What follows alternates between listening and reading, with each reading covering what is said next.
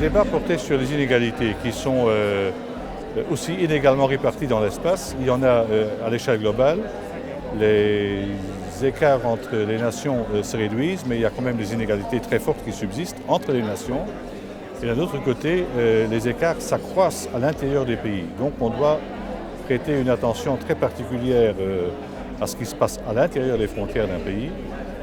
Un État qui fonctionne mal est la source de toutes les inégalités en matière d'accès à la sécurité, en matière d'accès à l'éducation, soins de santé, etc.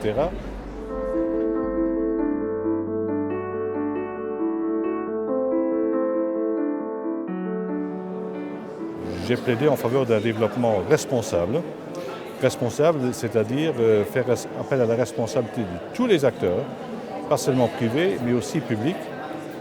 C'est aux gouvernants de nos pays et des autres pays, des pays de nos pays partenaires, de tout faire pour que l'État soit près de la préoccupation des gens.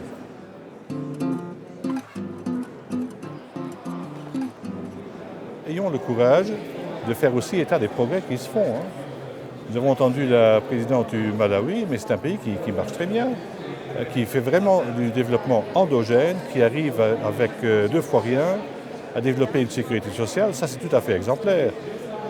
L'Afrique aujourd'hui ne connaît pas la crise de la dette que connaît l'Europe. L'Europe peut très bien s'inspirer des cures de cheval qu'elle a administrées à l'Afrique dans les années 80 et 90 sous forme des accords d'ajustement structurel. Aujourd'hui, on voit qu'il n'est pas très aisé de se voir administrer cette forme de traitement.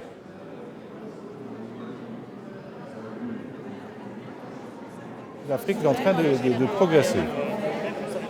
Il y a des histoires à succès qu'on n'évoque jamais. Le Fonds de lutte globale contre le sida, par exemple, il a permis à des millions de personnes d'accéder aux antirétroviraux. Je me souviens de la discussion que nous avions il y a 12 ans. Tout le monde disait que ça coûte trop cher, ça coûte $10 000 par patient et par an.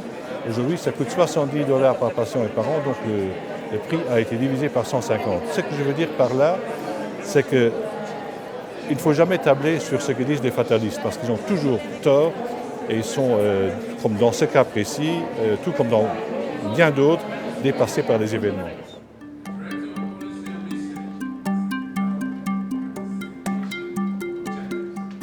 Ce que je trouve sympathique auprès de cette ONG, c'est qu'elle fait elle-même un effort. Elle ne ménage pas ses efforts pour engager des sommes considérables. C'est l'ONG de Bill Gates, de One. Ce faisant, elle rappelle qu'une des dispositions contenues dans le consensus européen de développement de 2005.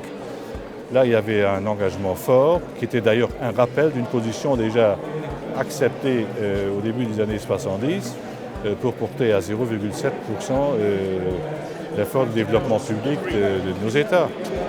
Nous sommes loin du compte. Il y a des pays qui ont accru leur coopération au développement, d'autres traînent des pieds. Là, se passe sur une toile de fond qui me rend quand même un peu inquiet.